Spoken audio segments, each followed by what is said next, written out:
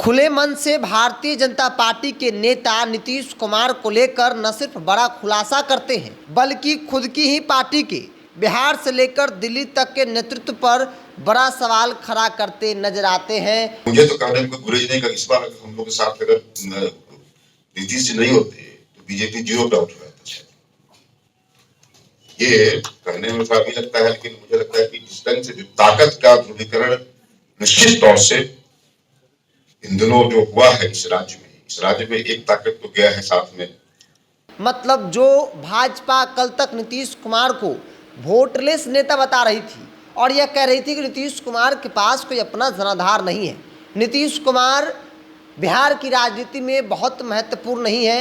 अब उस भाजपा को इस बात का एहसास होने लगा है कि अगर नीतीश कुमार नहीं होते तो फिर भारतीय जनता पार्टी एनडीए गठबंधन नरेंद्र मोदी को जो बिहार में 30 लोकसभा की सीट इस बार मिली है वो नहीं मिलती, भाजपा 0 पर आउट हो जाती।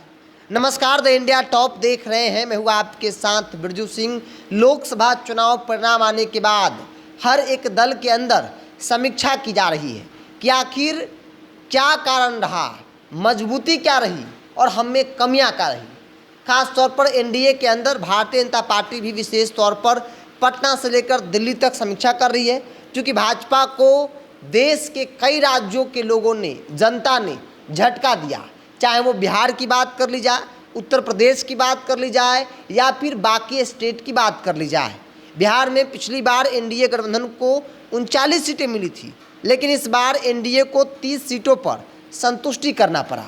अब देखिए, भाजपा के नेता एक एक करके बयान भी दे रहे हैं और ये बता रहे हैं कि आखिर वजह क्या रही जो भाजपा एनडीए गठबंधन 30 सीटों पर ही सिमट गई। संजय पासवान बीजेपी के एमएलसी हैं, कद्दावर नेता हैं, सांसद रहे हैं, बैकग्राउंड जो है वो संघ का है। ऐसे में उन्होंने जो बड़ा बयान दिया और कहा कि नीतीश कुमार नहीं होते तो फिर भारतीय जनता पार्टी 0 पर सिमट जाती। मतलब अब भाजपा के नेताओं को इस बात का एहसास होने लगा कि नीतीश कुमार की ताकत क्या है, नीतीश कुमार के पास वोट क्या है। क्योंकि भाजपा जहाँ जहाँ जीती है वहाँ वहाँ अगर जीत हार के अंतर को अगर आप देखेंगे तो बहुत कम रहा।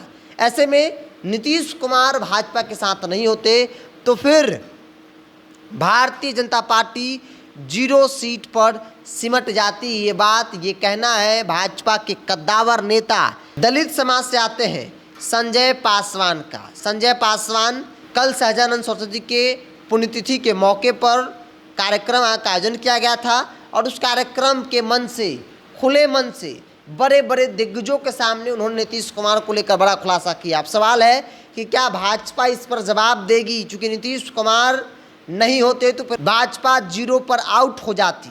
और इस बयान के बाद बिहार की राजनीति भूचाल आ गया है कि क्या भाजपा का अपना कोई कैडर नहीं है, क्या भाजपा पर लोगों का विश्वास नहीं है।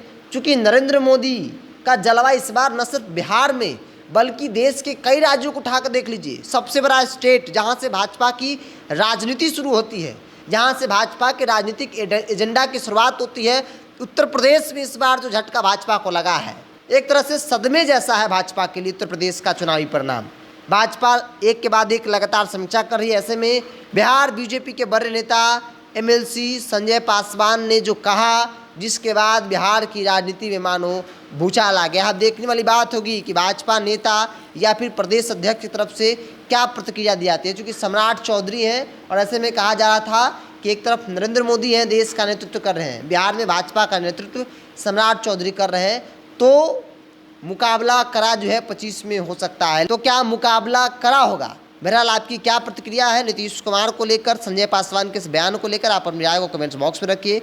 अगर आप मेरे चैनल को यूट्यूब पर देख रहे हैं तो सब्सक्राइब कर लीजिए, फेसबुक पर देख रहे हैं तो पेज को लाइक और फॉलो कर लीजिए।